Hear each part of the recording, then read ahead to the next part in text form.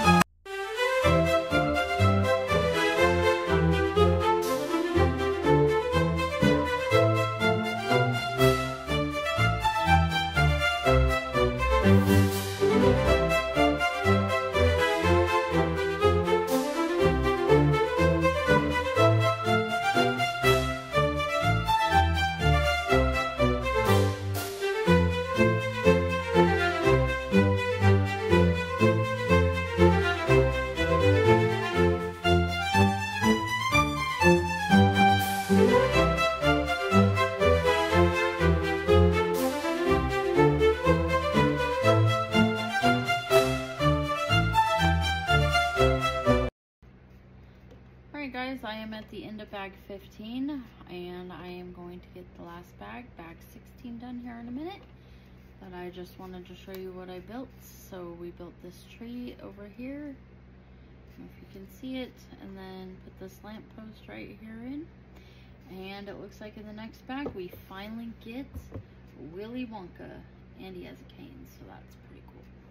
But anyways, if you want to see me finish building this and see what I'm going to be building next, please hit that follow button and